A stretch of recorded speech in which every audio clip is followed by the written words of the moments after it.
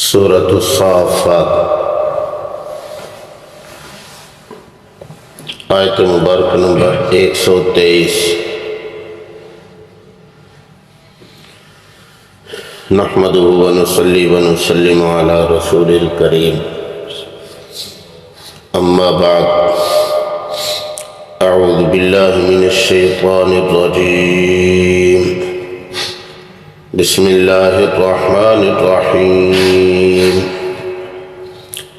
وَإِنَّ إِلْيَاسَ لَمِنَ الْمُرْسَلِينَ إِذْ قَالَ لِقَوْمِهِ أَلَا تَتَّقُونَ أَتَدْعُونَ بَعْلًا وَتَذَرُونَ أَحْسَنَ الْخَالِقِينَ اللَّهَ رَبَّكُمْ وَرَبَّ آبَائِكُمُ الْأَوَّلِينَ۔ صدق اللہ العظیم۔ وَإِنَّ إِلْيَاسَ لَمِنَ الْمُرْسَلِينَ، اور بے شک الیاس علیہ السلام البتہ رسولوں میں سے ہیں۔ اِذْ قَالَ لِقَوْمِهِ أَلَا تَتَّقُونَ، اس وقت کو یاد کرو جب انہوں نے اپنی قوم سے فرمایا کیا تم ڈرتے نہیں ہو، کیا تمہیں خوف خدا نہیں ہے۔ أَتَدْعُونَ بَعْلًا، کیا تم پکارتے ہو بال کو، وَتَذَرُونَ أَحْسَنَ الْخَالِقِينَ، اور چھوڑ دیتے ہو تم بہترین بنانے والے، بہترین پیدا کرنے والے کو۔ اللہ ربکم ورب آبائکم الاولین، جو اللہ ہے تمہارا رب ہے، تمہارے پہلے باپ دادوں کا بھی رب ہے۔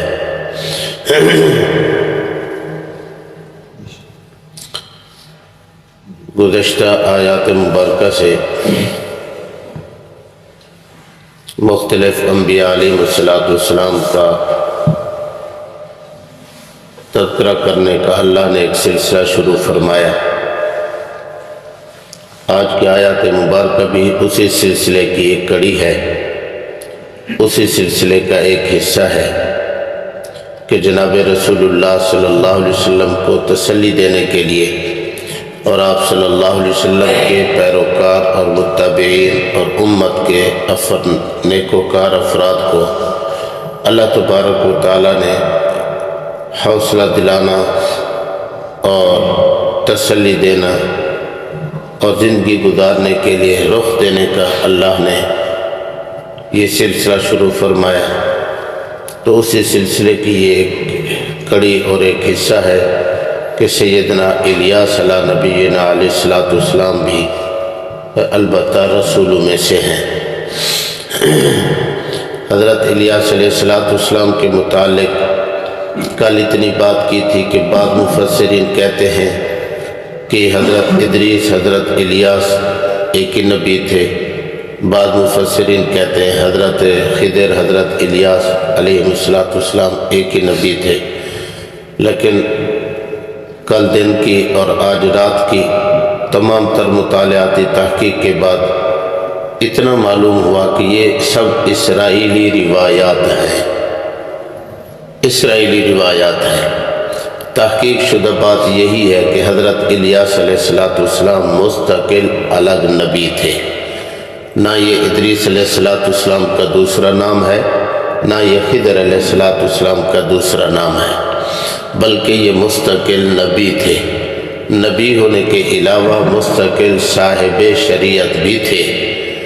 صرف ان کے پاس وحی نہیں آتی تھی، وحی کے علاوہ اللہ تبارک و تعالیٰ نے ان کو مستقل شریعت بھی عطا فرمائی۔ اسی بنیاد پہ اللہ نے فرمایا لَمِنَ الْمُرْسَلِينَ، یہ تو رسولوں میں سے ہیں۔ نبی وہ ہوتے ہیں جن کے پاس صرف وحی آئے، شریعت مستقل ان کو عطا نہیں کی جاتی، بلکہ وہ نبی شریعت کے اعتبار سے کسی دوسرے رسول کے تابع ہوتے ہیں۔ مستقل نبوت الگ ہوتی ہے، شریعت میں وہ دوسرے رسول کے تابع ہوتے ہیں، اور رسول اس کو کہتے ہیں جس کو نبوت بھی ملے اور مستقل شریعت بھی ملے۔ اللہ تبارک و تعالیٰ نے حضرت الیاس علیہ السلام کا تذکرہ رسولوں میں سے کیا ہے۔ معلوم ہوتا ہے کہ یہ نبی بھی تھے اور صاحب شریعت بھی تھے۔ اللہ تبارک و تعالیٰ نے فرمایا بے شک الیاس البتہ رسولوں میں سے ہیں علیہ السلام۔ باقی خلاصے کے طور پر اتنا کہ حضرت الیاس علیہ السلام شرق عراق کے شہر شرق اردن میں پیدا ہوئے۔ شرق اردن میں ایک شہر ہے بالا بکہ، اس نام سے مشہور ہے، اور یہ بہت پرانا نام ہے۔ بال بت کا نام ہے، بکہ اس بانی شہر کا نام ہے، اس بانی شہر بادشاہ کا نام تھا، اس نے وہ شہر آباد کیا۔ بال ایک بزرگ تھے، نیکوکار انسان تھے۔ جب وہ فوت ہوئے تو ان کے مجسمہ اور مورتی ان کی شکل و شباہت بنا کر رکھ دی گئی۔ اللہ تبارک و تعالیٰ سے جب حاجات طلب کرتے، اللہ کے سامنے اپنی مشکل رکھتے تو واسطہ دیا کرتے تھے کہ اللہ تیرا یہ نیکوکار بندہ تھا، اس کے صدقے ہمارا یہ کام کر دے، اس کے طفیل ہماری یہ مشکل دور کر دے، اللہ اس کے صدقے اور واسطے سے ہماری یہ پریشانی ہٹا دے، دور کر دے۔ آنے والے لوگوں نے، آنے والی نسل نے یہ سمجھا کہ ہمارے بڑے جو ہیں وہ اسی سے مانگا کرتے تھے، تو اس بال نامی بزرگ کی جو بنی ہوئی مورتی تھی، مجسمہ تھا، بس اسی کی پوجا کرنی شروع کر دی۔ یہ بالکل ایسے ہی ہے جیسا کہ سورہ نوح کے اندر ذکر ہے، انشاءاللہ زندگی رہی تو پڑھیں گے۔ سیدنا حضرت نوح علیہ نبینا علیہ السلام کے دور مبارک میں ان کے تشریف آوری سے پہلے 5 بزرگ ہوا کرتے تھے، ود، سوا، یغوث، یعوق، نصر، یہ ان کے نام تھے بزرگوں کے۔ اللہ کے نیک اور ولی بندے تھے، اللہ کے عبادت گزار اور اللہ کے مقرب بندے تھے۔ جب فوت ہوئے تو لوگوں نے ان کے مجسمے بنا کر رکھ دیے اور انہی کا واسطہ دے کر اللہ سے دعائیں کیا کرتے تھے۔ بارش نہیں آ رہی، انہی کا واسطہ دیا، اللہ بارش دے دیتے تھے۔ کسی جنگ میں فتح نہیں ہو رہی، ان کا واسطہ دیتے تھے، اللہ تعالیٰ فتح عطا فرما دیتے تھے۔ کوئی قحط سالی آ جاتی، ان کا واسطہ دے کر اللہ سے دعا کرتے، اللہ قحط سالی دور کر دیتے تھے۔ جب کسی قسم کی کوئی مشکل اور پریشانی آتی تھی، لوگ ان کا واسطہ دے کر اللہ سے مانگتے تو اللہ تبارک و تعالیٰ دعائیں قبول کر لیتے تھے۔ لیکن آنے والی تیسری نسل، چوتھی نسل نے جب دیکھا کہ یہ رکھے ہوئے ہیں تو انہوں نے کہنا شروع کر دیا کہ ہمارے آباء و اجداد، ہمارے بڑے تو انہی سے مانگتے تھے، انہوں نے انہی سے مانگنا شروع کر دیا، انہی کو سجدہ کرنا شروع کر دیا۔ نتیجہ کیا نکلا کہ شرک کی ابتدا اور شرک کا آغاز اسی سے ہوا۔ وہ جو بت بنے ہوئے تھے، اللہ تبارک و تعالیٰ نے اسی کا ذکر فرمایا سورہ نوح کے اندر کہ شرک کی ابتدا انہی مجسموں اور صورتوں سے ہوئی، انہیں مورتی بنے ہوئے سے ہوئی۔ اسی بنیاد پر جب جناب رسول اللہ صلی اللہ علیہ وسلم عرب کے اندر مکہ مکرمہ میں تشریف لائے تو یہاں بھی 2 بزرگوں کی بنیاد پر لوگوں نے بت بنائے ہوئے تھے۔ ایک نائلہ نامی عورت کے مجسمہ تھا اور ایک اسلاف نامی بزرگ کا مجسمہ تھا۔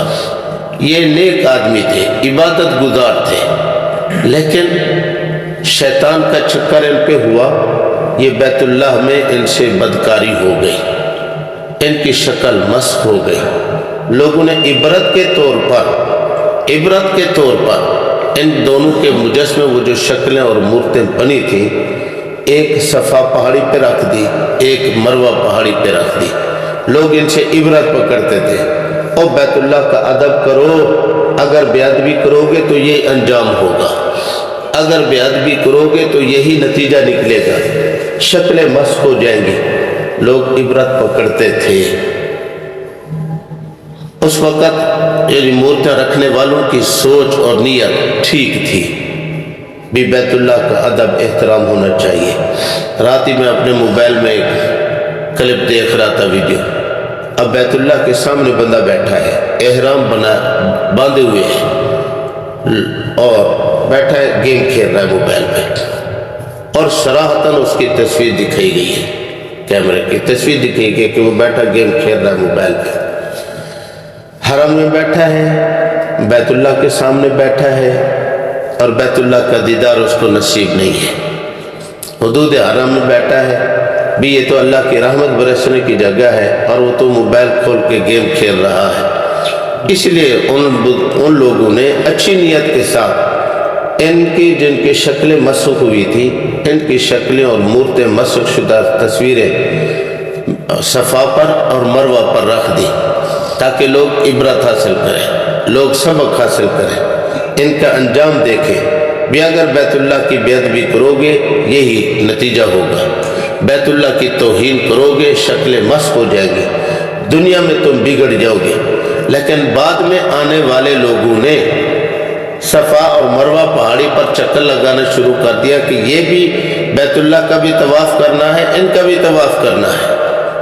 نتیجہ یہ نکلا کہ جناب رسول اللہ صلی اللہ علیہ وسلم نے جب حج کے احکامات، عمرے کے احکامات تعلیم فرمائے تو بعض صحابہ کرام رضی اللہ تعالیٰ عنہم جو دیہاتی قسم کے لوگ تھے اور نو مسلم تھے، وہ کہنے شروع کر دیے، یا رسول اللہ کیا صفا اور مروہ پر اب بھی ہم جائیں گے؟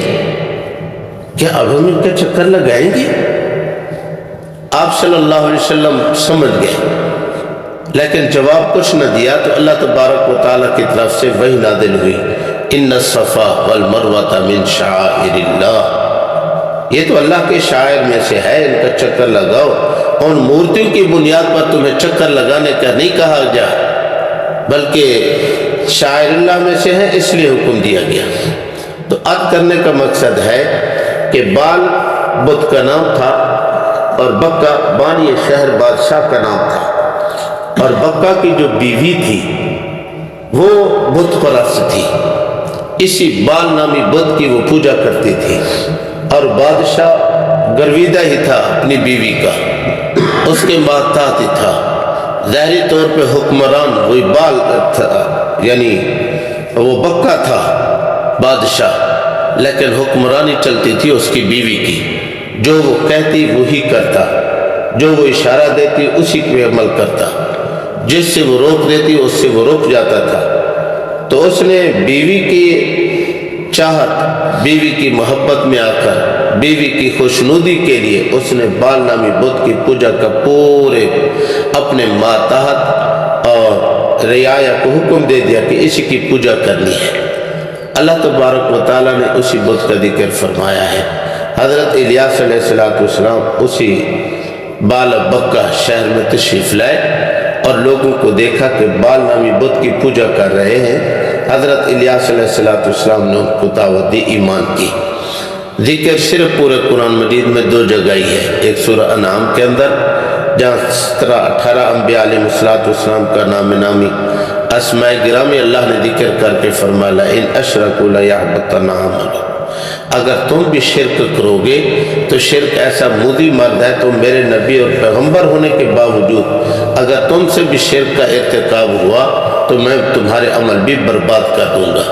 وہاں اللہ نے انبیاء علیہ السلام کے اسماء گرامی ذکر فرمایا تو ان میں حضرت الیاس علیہ السلام کا نام آیا، باقی کوئی تفصیل نہیں تھی۔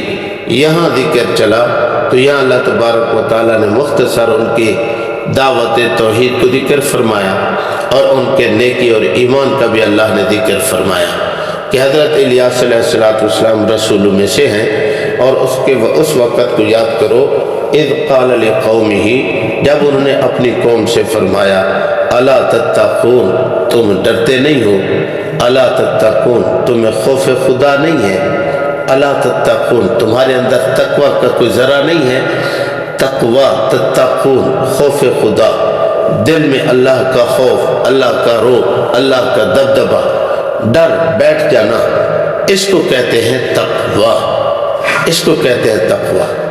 اپنے آپ کو سنبھل کے قدم رکھنا، اپنے آپ کو دیکھ بھال کر کے ایک ایک عمل کرنا، چلتے ہوئے جس کو سادے لفظوں میں کہتے ہیں قدم پھونک پھونک کے رکھنا، اسی کو تقوی کہتے ہیں، اسی کو تقوی کہتے ہیں۔ اللہ مجھے اور آپ کو یہ نصیب فرما دے، جس کو تقوی کی دولت مل گئی اس کو اللہ کی طرف سے بہت بڑی عطا حاصل ہو گئی۔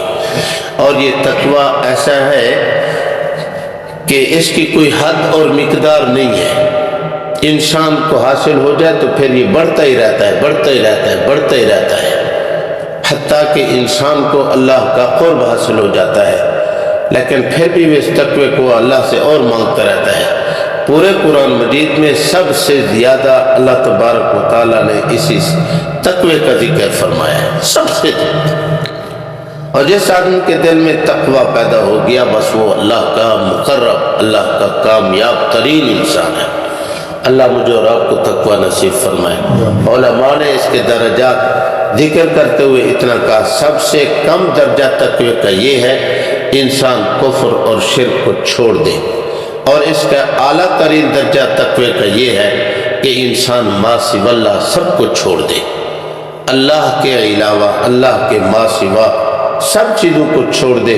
جو کچھ بھی ہے میرا اللہ کرے گا، اللہ ہی سے ہوگا، اللہ ہی کرتے ہیں، اللہ ہی دیتے ہیں، اللہ ہی سے سب کچھ ہوتا ہے۔ بس یہ تقوی کا اعلیٰ درجہ ہے، اور یہ کسی خوش نصیب کو حاصل ہوتا ہے۔ انبیاء علیہ السلام تمام کے تمام کو یہ تقوی کا درجہ اعلیٰ درجہ حاصل تھا۔ اللہ مجھے اور آپ کو بھی یہ تقوی کا اعلیٰ درجہ حاصل کرنے کے اللہ توفیق بخشے۔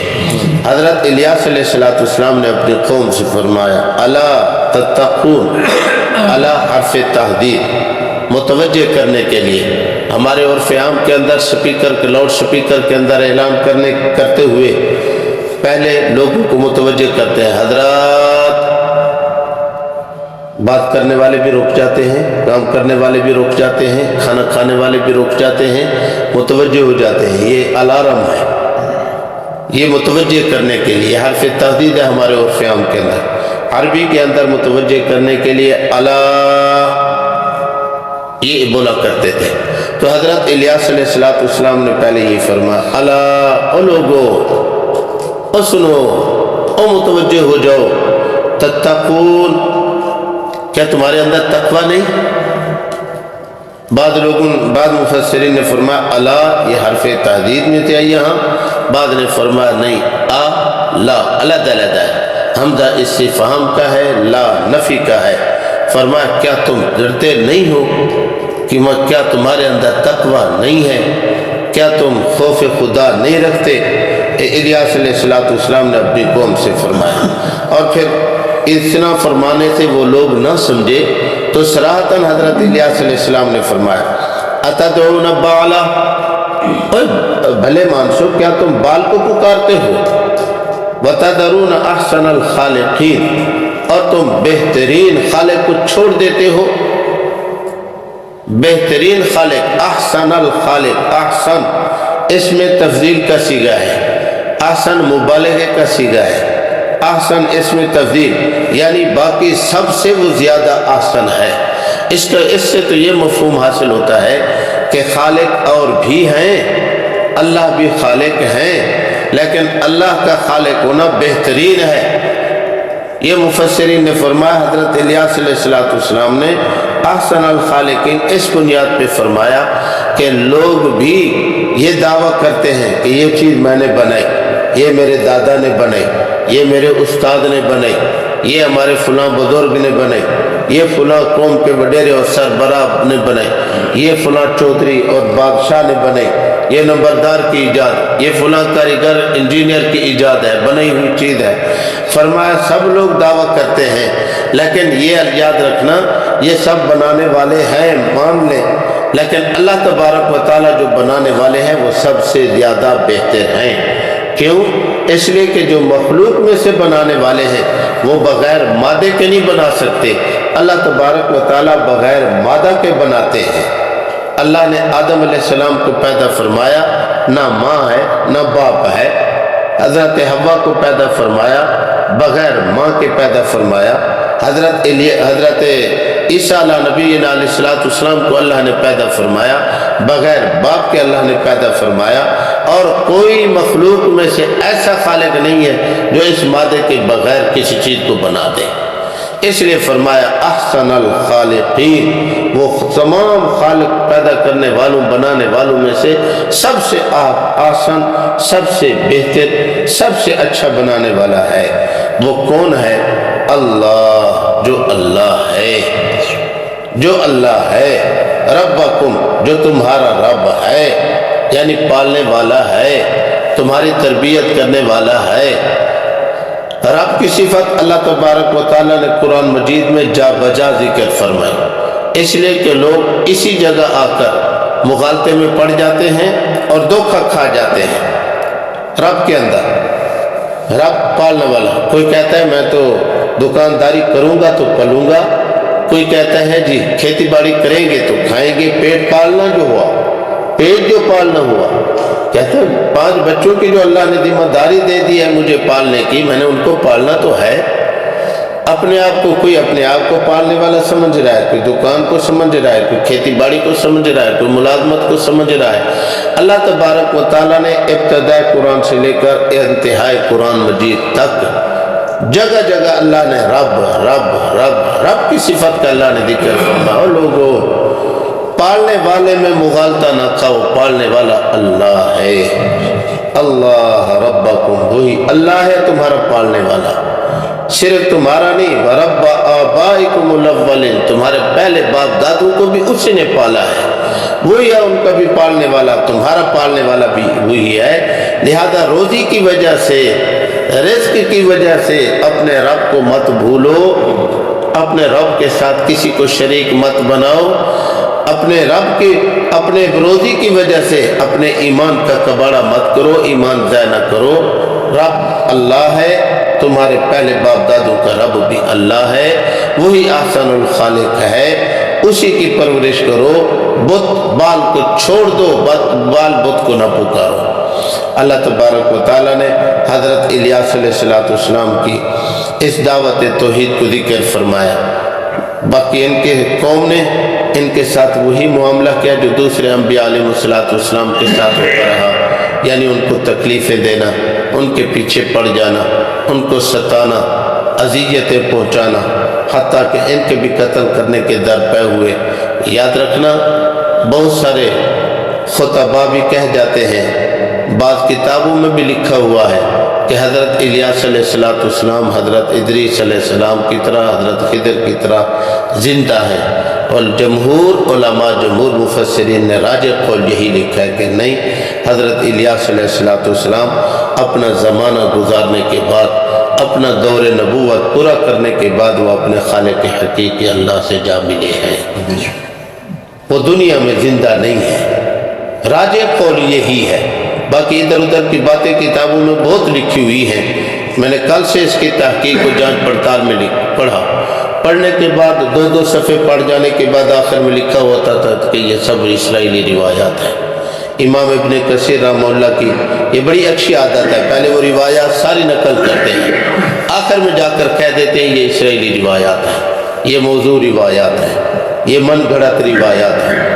اس لیے حضرت الیاس علیہ السلام کے متعلق جو کچھ بھی باتیں تھیں ان میں سے راجح اور اعلیٰ بہتر بات یہی ہے کہ یہ عراق کے ملک کے اندر، شرق اردن میں بالا بکہ شہر کے اندر تشریف لائے، اور ان کی قوم بھی بت پرست تھی، بال نامی بت کی پوجا کیا کرتے تھے۔